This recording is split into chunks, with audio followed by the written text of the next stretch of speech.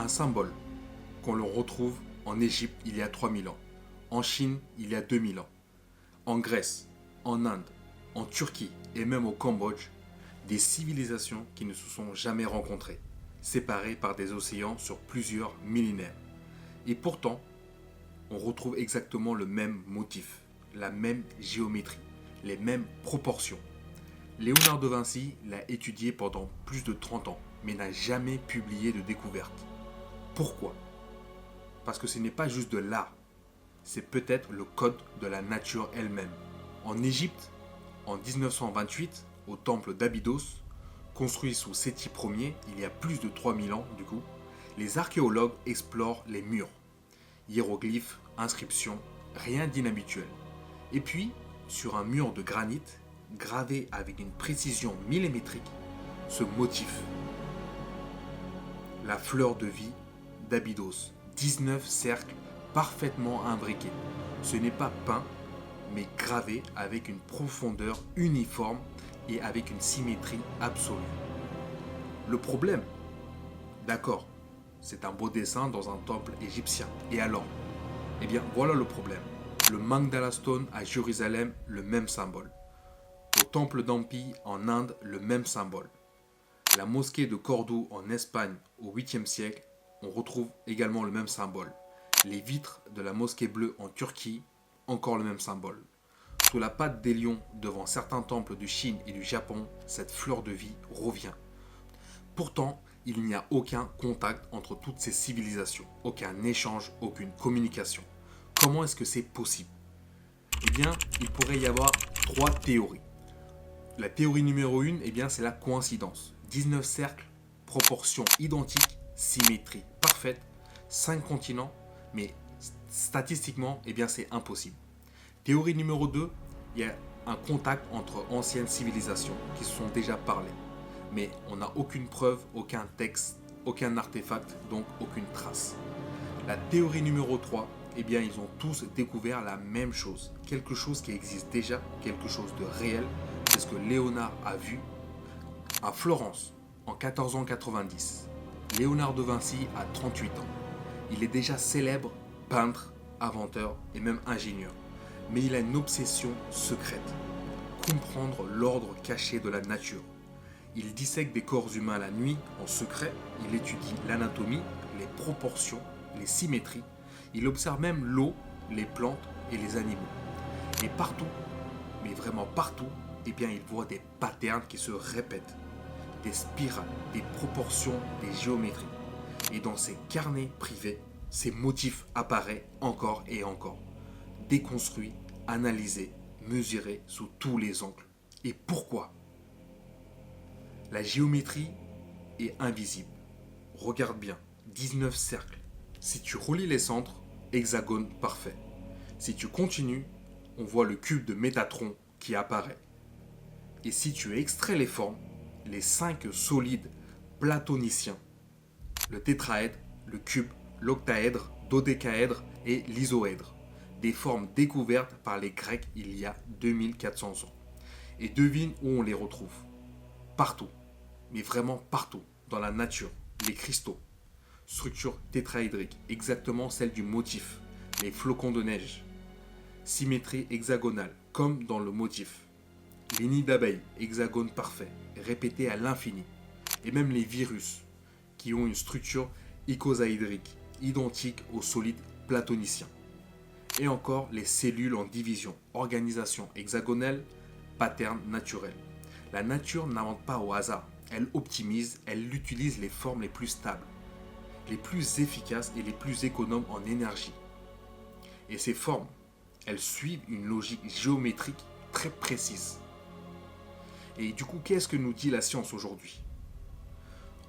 En 2005, au Japon, des chercheurs étudient la structure moléculaire de l'eau. Sous certaines conditions, les molécules s'organisent en clusters hexagonaux, exactement le pattern de la fleur de vie. En 2013, au MIT, une étude sur les structures cristallines a été faite. Conclusion, géométrie hexagonale qui sont énergétiquement favorables. La nature les choisit parce qu'elles fonctionnent. Ce n'est pas mystique, c'est de la physique, de la géométrie fractale, de l'optimisation naturelle. Pourquoi Léonard s'est tu? Pourquoi Léonard ne l'a jamais divulgué publiquement? Eh bien voilà le problème. Léonard vit en pleine inquisition. À son époque, si tu dis l'univers suit des lois mathématiques précises, eh bien tu remets en question la vision religieuse du monde à cette époque, eh bien c'est risqué. Et il risquait le bûcher. Alors Léonard fait ce que font tous les génies en avance. Il cache son savoir. Dans ses carnets, ses proportions, ses tableaux, il cherche, il comprend, documente, mais ne publie jamais. Il meurt en 1519 avec ses secrets. Mais toi aujourd'hui, tu te dis, ok, c'est cool, la géométrie, la nature, Léonard, c'est fascinant, mais moi dans l'histoire. Eh bien voilà pourquoi ça change tout. 3 choses à retenir de cette vidéo. En 1, l'ordre existe déjà. Ta vie te semble chaotique, désorganisée, sans structure. C'est parce que tu cherches l'ordre au mauvais endroit. Tu veux des to-do list, des routines, des systèmes, mais tu oublies un truc. C'est que l'ordre naturel n'est pas imposé. Oui, il émerge. Un flocon de neige ne décide pas d'être hexagonal. C'est la conséquence naturelle de la structure de l'eau. Eh bien, ta vie, c'est pareil. Il y a déjà une structure invisible, un pattern qui se répète, mais tu ne le vois pas parce que tu ne l'as jamais observé. Leçon numéro 2, tout est fractal. La fleur de vie, eh bien, c'est un fractal. Le même motif qui est répété à toutes les échelles, de la molécule à la galaxie. Ta vie, eh bien, elle fonctionne exactement pareil. Ce que tu fais petit, eh bien, tu vas le reproduire en grand. Si tu procrastines sur un simple message ou un email, eh bien, tu vas procrastiner aussi sur ton projet de vie. Tu évites une conversation difficile, eh bien, tu vas aussi éviter les grandes décisions. Si tu sabotes des petites victoires, tu saboteras automatiquement des grands succès. Tout est lié. Tout est miroir, tout est une question de pattern.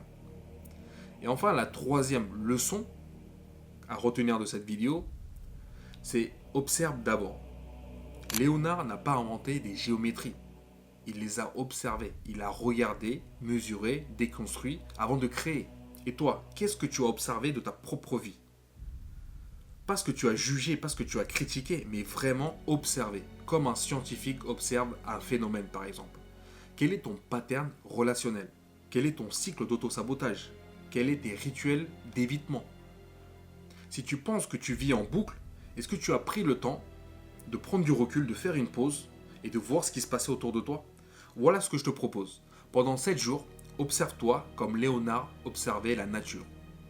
Note-toi tous les moments où tu te sens aligné, les moments où tu te sens que tu sabotes, les moments où les situations qui se répètent, les excuses que tu donnes, les cycles d'énergie, les déclencheurs émotionnels. Juste observe ce qui se passe. Ne juge pas, ne corrige pas.